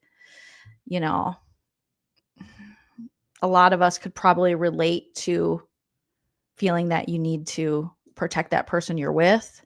But what happened? Just tell us. They act like they're going to go to their grave with this secret about Craig. Why was he kicked out of the wedding? Just tell us at this point. Oh, Tilly's gone for next season. I didn't even know that. I had no idea. Oh my gosh. I had no idea. Pink, I love this thing. It really helps my stimming and stuff. Bonnie says, Joleen, you're the best for talking about these issues. Really, not many podcasters discuss these things in depth at all. Oh, well, I'm glad you guys want to talk about it because this shit is the shit that interests me about the shows. It's the dynamics of the people and what's really going on. Do you like my little holes in my shirt? I noticed this one was like right on my boob. So that's nice. I was like, oh, it's so LA. It was a shirt I got from my husband that says, oh, and then I don't know how it got holes in it. Maybe the cats got a hold of it. I was like, oh, we're looking so cool. Linda says, I would have picked Andre over Craig to begin with. I mean, yeah. I did not know Jennifer Tilly wasn't coming back, but it doesn't surprise me. I think she probably had her fun. And like she says, she's got the Chucky money for her snacks and she's got the Simpsons money. It's like she got a piece of that Simpsons. Okay, she's no dummy in her divorce. Not Pay Benjamin said, that's another point. Why now telling them? Have they told us the truth on why Craig got kicked out? Because I missed that. Why are they keeping it secret? And if they did tell us, like, what was it? Sarah says, I think Craig at the wedding was like Shep in Vegas. Oh, blackout. I mean, I've been blackout at a wedding. I didn't get kicked out. I thought I ruined someone's wedding. And my friend was like, no, you were fine. You just kind of were grabbing the microphone from the DJ a lot. And then they tried to get you to jump in the pool. I was like, oh, okay. Brian says, Craig made someone else's event about himself. He tried to get Kyle ripped with him at Kyle's wedding, so I've heard. Oh, so he was like, hey, let's snort. Let's have a snorty-torty party. I mean, I'm surprised Kyle said no. If he did. Silly Goose says, I get why she protected him, but now it's on. It's on. Just tell us. Just tell us. Anna says, Jennifer Tilly isn't leaving as far as I know. I didn't hear about that. I just checked and I don't see that anywhere. Wonder if they'll make her a full-time housewife, if they'll ask her if she's interested in that. We'll see. All right. Let's talk Jax Taylor, you guys. Oh my God. This guy, Us Weekly, again, everyone just giving him all the platforms to continue his lie. Talk about the someone who is the perpetrator trying to be the victim. You can't be the victim of your own crimes, sir. But here we are. Okay, so let me share this with you guys. Where did it go? Oh, over here. Okay. So he's on the cover of Us Weekly. That PR lady of his is working overtime. All right. So Jax Taylor talks rock bottom status. First of all, we know he didn't hit rock bottom on his marriage. I'm only here because of my son. And let me just tell you, Brittany was seen in the comments with laughy emojis when this was shared, I believe, by Us Weekly. She was like, aha, with like an eye roll and laughy emoji.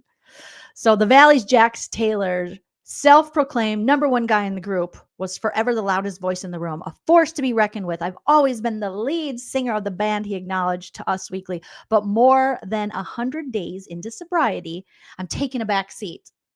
by starting a new podcast and lying on his soon-to-be ex. But okay, here we are. I've become the guy who plays the triangle. What? Is he in Sandoval's karaoke band? What's he talking about? It's hard because I'm so used to being Jax Taylor, this alpha male. Nobody thinks you're an alpha male. You're a fragile baby man. Give me a break. But that guy doesn't exist anymore. He can't, or he's going to die. Oh my God. Talk about the Delulu of the manosphere. Talk about an Andrew Tate prodigy walking. This dude is so ridiculous. He thinks he's an alpha male. Sir, you can't control anything. You are in control of nothing. Oh my God. Who's a strong alpha male? You're weak. All the women you've been with are 100 times. Oh my God, 100 times stronger than you. Holy shit. This is hilarious, sir. Okay, so he's an alpha male. Oh my God. Go listen to the Joe Rogan podcast, you weirdo.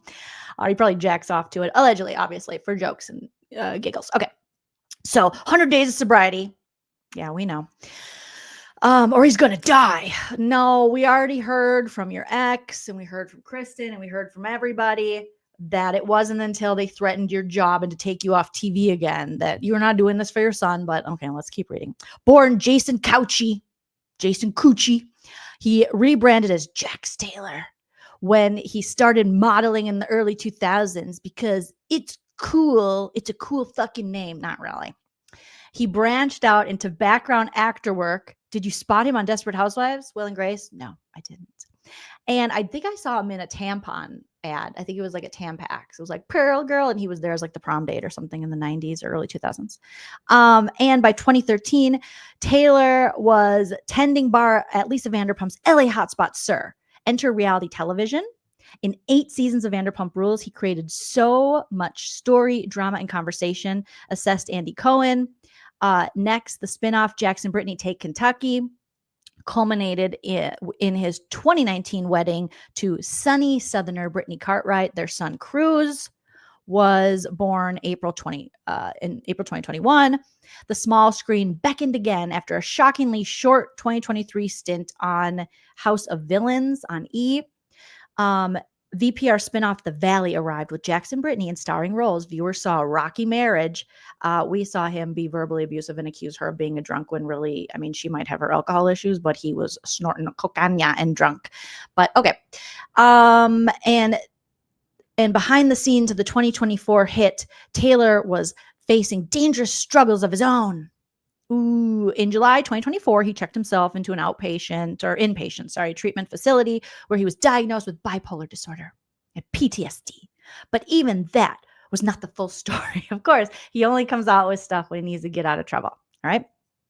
In March, Taylor revealed he'd been battling a cocaine addiction, helped along by his alcohol consumption for the past 2 decades. Whoa.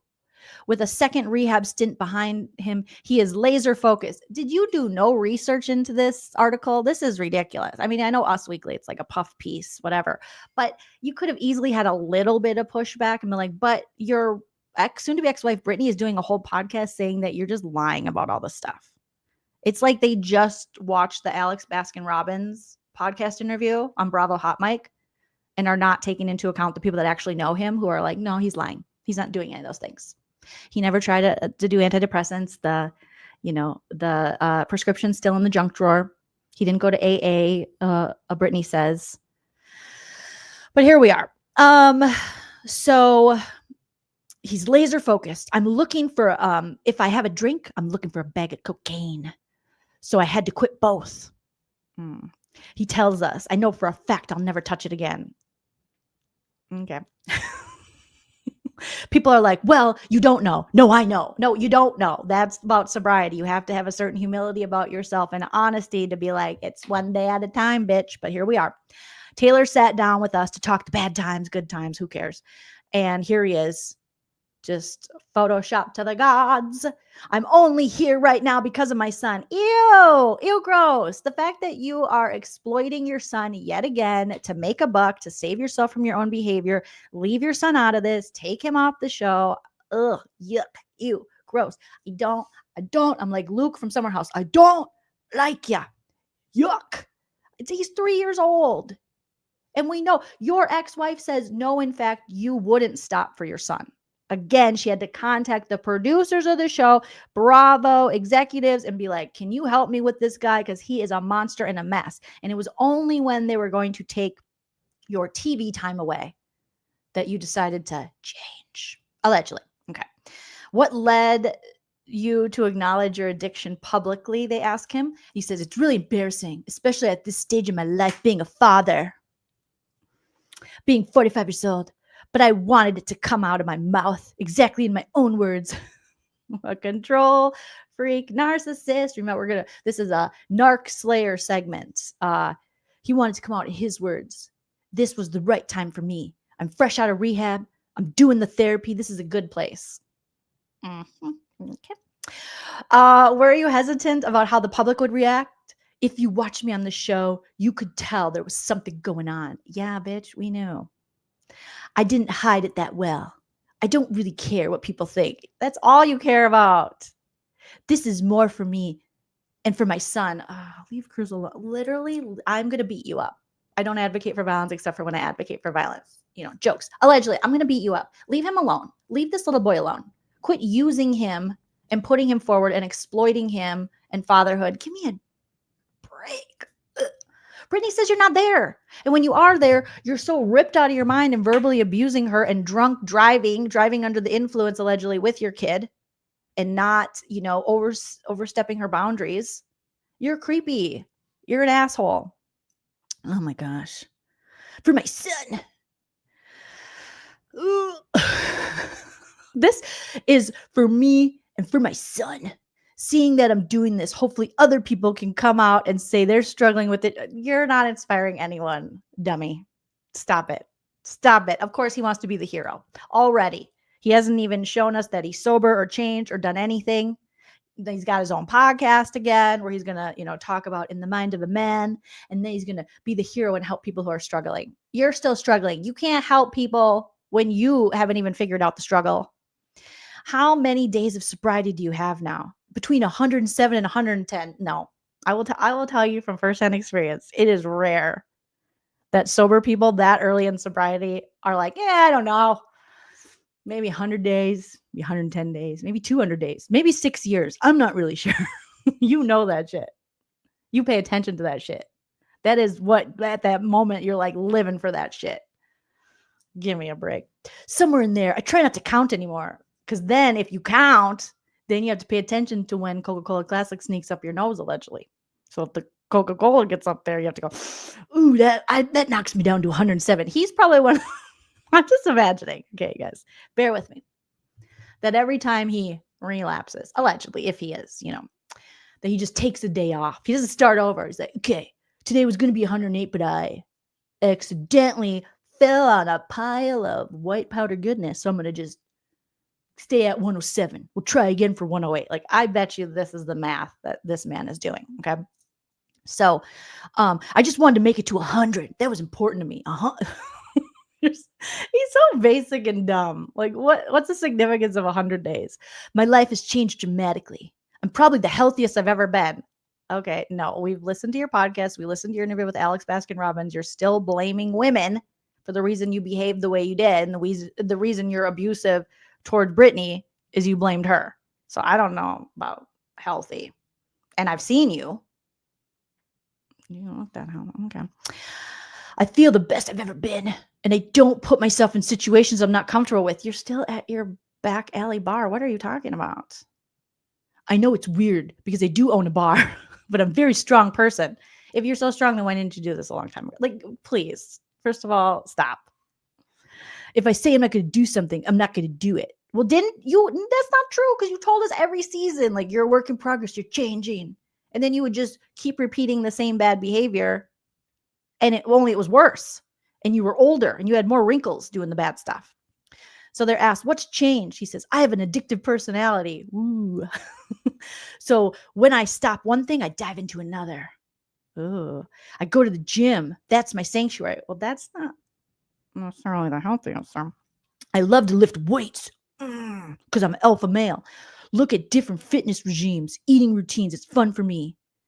That and my podcast, In the Mind of a Man. Oh my God. Can we sync his podcast? I know you're not supposed to say that, but I'm saying it. Can we, the same way we're syncing Teslas, can we sync his podcast, please? Yuck. Yuck.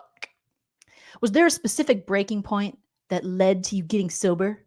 He says, after my separation, I found out Brittany was, again, blaming her, talking to my friend Julian Sensley. He was giving her the long duck dong in there. And it was a serious slap in the face with his dick. His friend slapped him with his dick in his face. I brought this person into my circle. When I found out I collapsed. Oh, you collapsed? I wish I could see that. I would love to see that. Again, after all the cheating you did, all the cheating, all the lying, all the nastiness, all the rumors and the nastiness, Brittany hooking up with someone you know after you're already separated is the thing that really was your lowest. Okay, cool story, bro. He collapsed. This is just, I know it's not supposed to be comedy, but it feels like satire. It feels like comedy. It feels like what you would picture every toxic, narcissistic dude in the manosphere who's like, misandry's real. It just feels like he is a caricature of that. But okay. What was your rock bottom?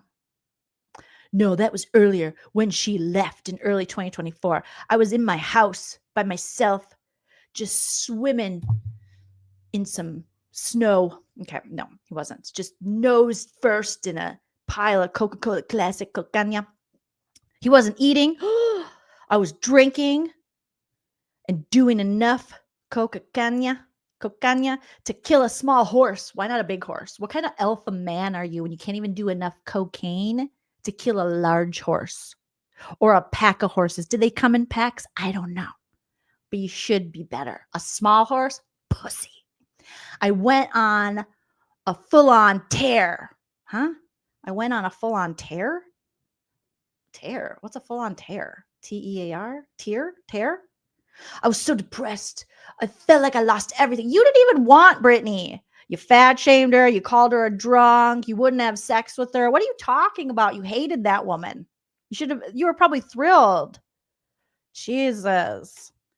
The devil on my shoulder was loud. You are the devil. Then the angel. You don't have an angel in it. You're the literal Lucifer. In the trailer for the new season, we see her reacting to a thong on the bathroom counter. What's the story? We did these bar crawls, and girls sometimes leave us with things. You're a 45-year-old father. Why are you on the bar crawl?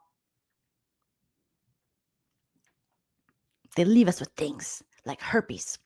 And that's what that was. If I had brought a girl home, I would own it. No, you wouldn't. You're a fucking liar. What am I hiding? Your affairs and your STDs. I was hooking up. What am I hiding? I was hooking up with the girls then. So what is the difference if there's underwear there or not? This is like man mesh. This doesn't make any sense. You went to rehab the first time in July 2024. Do you think you got everything out of it that you could have? It was the middle of filming season 2. Ooh, and I knew I was the topic of conversation for the cast, which you love. My mind is going a mile a minute. My ego is larger than life in there. Like, I don't need to be here. They allowed me to have my phone. So in between group therapies, I'm rage texting. I didn't give Psyclarity. What's Psyclarity? Psychiatry? A chance. I rushed it. No shit. Oh my God. So after 30 days, you ended up falling back into your old habits. I relapsed shortly after my first stay. And in November, Brittany's phone was plugged into my car. Oh, blaming Brittany again. This is the second time he's blamed her. I saw another man's, this is when he was allegedly under the influence, driving with Cruz in the car while verbally abusing Brittany, where Brittany said she was terrified when he went to a doctor's appointment and had been out all night partying, and Brittany said, don't come, and he still can. Which I'm sure happens a lot for him, especially during sex. They're like, don't come yet. And he was like, I already did 2 seconds after insertion. Actually, before I even got inside. And you're like, what? Sorry. Anyways, I digress. So I saw another man's name and I lost it. Unfortunately, my son was in the car. Remember when his story was like, and then I realized My son was back there, and I was like, son, what are you doing back there?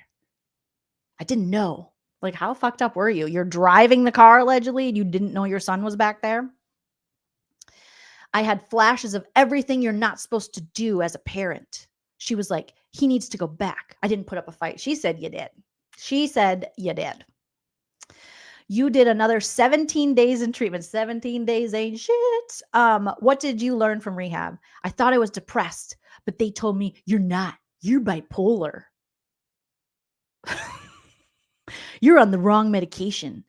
Since I've been on, Brittany says you weren't on any medication other than cocaine, and that the prescription you got for antidepressants that you got from your primary caregiver or whatever, your primary doctor, that it's still in the junk drawer.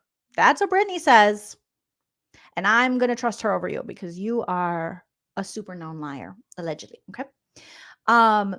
So he says he's on the wrong medication. Since I've been on that, I let things roll off my back and I don't go nuts like I used to. Brittany and Kristen both say you're still rage texting and you're still lying to the public. And sir, how far back do your substance issues go? I've been in and out of using cocaine for a while, for like 6 decades, because I'm 86. There would be months I would take off and then I would do it maybe 2-3 times a month. That's not what you said previously. There's already discrepancies. Go back and listen to the Alex Baskin Robbins. And he was talking about he never went without it. Definitely not months. It got really bad though when the divorce started happening. Again, Brittany's fault, a woman's fault. This guy, always blame the woman, never take any accountability. It's her fault. She pushed me to it. She made me do it. She made me verbally abuse her. She made me do cocaine. She made me drink. She made me hit rock bottom. Like, she made me a bad person. I'm a good person now that I'm not with her. But then now you just have to find another woman to blame, which isn't going to be difficult for him. He'll blame a lady he just met. He'll blame his local postal worker, the mail lady. It's her fault. Looking back, how much do you estimate you've spent on cocaine over the years? He ain't going to be honest about this. I could probably buy a house for the amount of money I've spent on drugs. It's sickening to me. My parents did not raise this kind of person. Well, it looks like they did. And why bring them into it? You're literally 50. The decisions I make now, I'm not going to say my mom didn't raise that kind. Like, I'm 45 years old. So weird. Did being in the entertainment industry make it worse? He says, when I was 23, I moved to Miami. Yeah, we heard stories about Miami, where I was modeling. And that stuff's just accepted. Ooh, really? Cocaine? Wow. Okay. Tell me more, Marcus Jordan. People were doing it in restaurants. Someone introduced it to me, and I thought it was the best thing in the world. It was drugs, alcohol, parties, selfishness, egos. I thought, this is how I'm supposed to act. You still think that. You've been open about your PTSD and bipolar disorder, and more health professionals are linking substance abuse with mental health issues. Do you think they go hand in hand? I do 100%.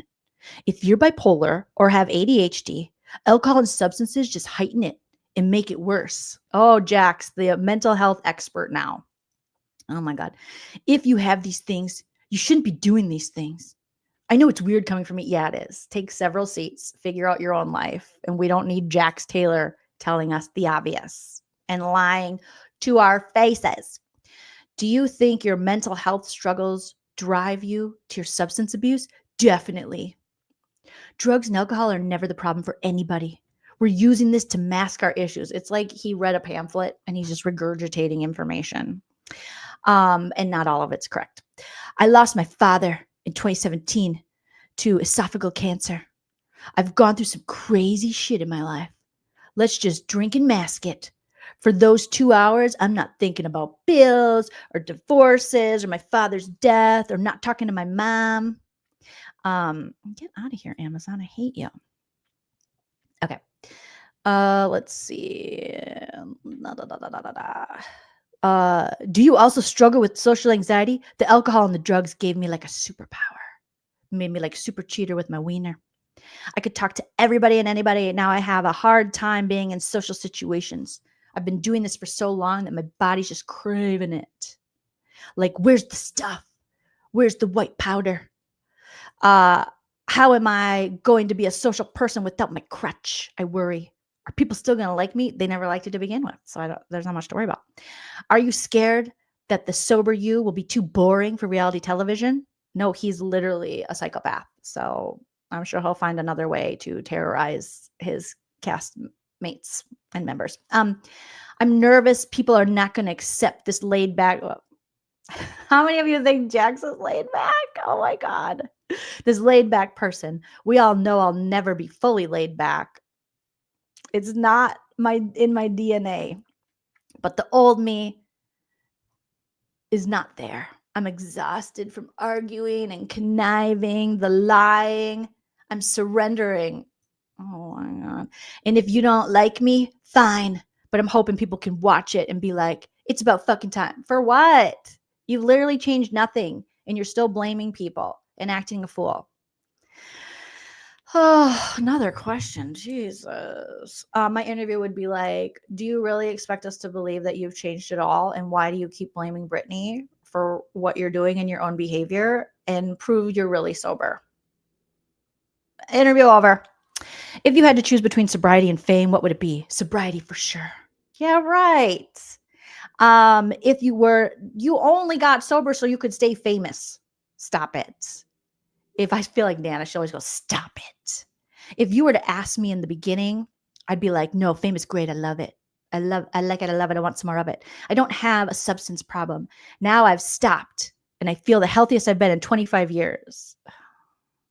This whole he keeps really trying to push this. I'm the healthiest. I'm so great. I'm so great. I'm so great. I grew up like a lot of guys. We don't talk about Bruno. No, we don't talk about our feelings. I'm going to break that cycle. Yeah, right. I want my son to talk about whatever he wants to talk about. Like, let's blame women. Let's be open. It's okay to not be okay. Let's just blame a bitch. I just couldn't take the weight anymore. The pressure. I don't want my son to feel, quit bringing up your son. He's 3. Oh my God. Quit exploiting him. I want him to be open and honest. I will never judge him at all. I'll be his biggest cheerleader.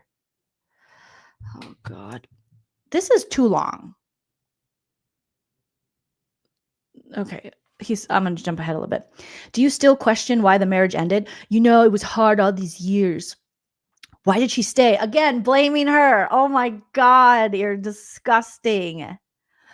Why did she ask me to have another kid last year? This is the problem. I know I angered her a lot and I'm not blaming her. It's more like, why didn't she say, hey, why don't we go to therapy? Why don't we, again, it's all her fault. It's all her fault. It's all, oh God, you're such a mess. How are you two currently? He says, every day is something different. I'm walking on eggshells.